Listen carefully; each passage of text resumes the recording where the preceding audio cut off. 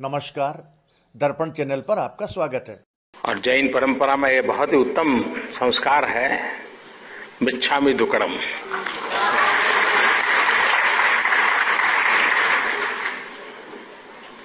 मन से, वचन से, कर्म से कभी भी किसी को दुख पहुंचाया है तो क्षमा याचना का एक पर्व माना जाता है मिच्छामि दुक्कडम।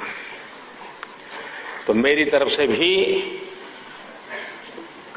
गुजरात के लोगों का, देश के लोगों को और अब तो दुनिया को भी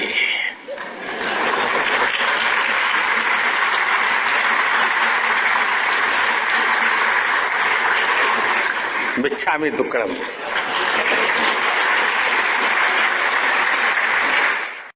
मिच्छामि दुक्कडम अर्थात कृपया मुझे क्षमा करें। जैन धर्म की परंपरा के अनुसार पर्युषण पर्व के आखिरी दिन सभी जन मिच्छामि दुक्कडम कहने की सुंदर परंपरा का पालन करते हैं। श्वेतांबर और दिगंबर जैन धर्मावलंबी भाद्रपद मास में पर्युषण पर्व मनाते हैं। पर्युषण पर्व मनाने का मूल उद्देश्य आत्मा को शुद्ध बनाने के लिए आवश्यक उपक्रमों पर ध्यान केंद्रित करना होता है।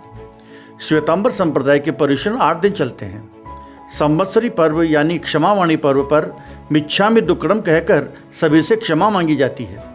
उसके बाद दिगंबर संप्रदाय वाले 10 दिन तक पर्युषण मनाते हैं। उन्हें वे 10 लक्षण के नाम से भी संबोधित करते हैं।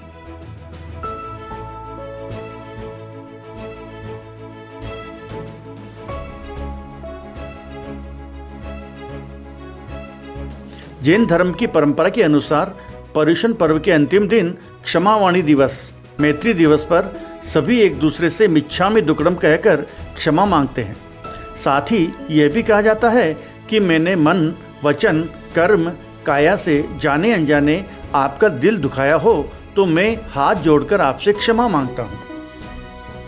मिच्छामि का भाव क्षमा करने और दुक्कडम का अर्थ गलतियों से है, अर्थात मेरे द्वारा जाने अनजाने में की गई गलतियों के लिए मुझे क्षमा कीजिए। प्राकृत भाषा में काफ़ी जैन ग्रंथों की रचना हुई है। मिच्छामि दुक्कडम भी प्राकृत भाषा का शब्द है। पर्युषण महापर्व जैन धर्मावलंबियों में आत्मशुद्धि का पर्व है। इस तरह पर्युषण पर्व आत्मशुद्धि के साथ मनोमालिन्य दूर करने तथा सभी से क्षमा याचना मांगने का सुअवसर प्रदान करने वाला महापर्व है।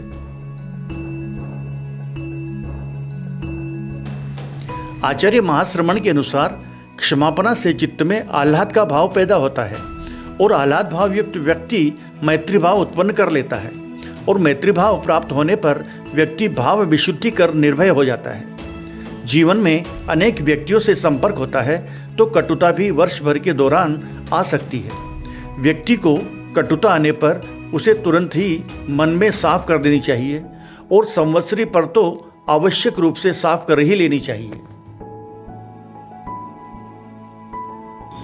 माना जाता है कि क्षमा देने से आप अन्य समस्त जीवों को अभयदान देते हैं और उनकी रक्षा करने का संकल्प लेते हैं। तब आप संयम और विवेक का अनुसरण करेंगे, आत्मिक शांति अनुभव करेंगे और सभी जीवों और पदार्थों के प्रति मैत्री भाव रखेंगे।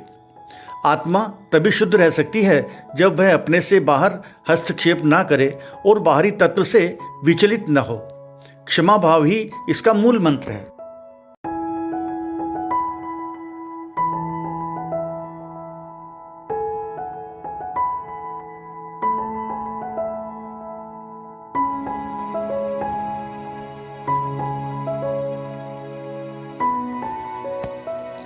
भगवान महावीर ने कहा है, खम्मा में सर्व जीवेषु सर्व जीवास खमंतु में मित्ति में सर्व भूयेषु वैरम मज्जनम केणवी।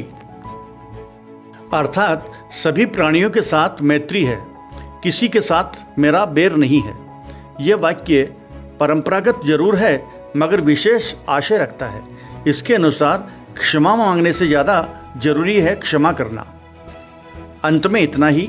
मिच्छामि दुक्कडम।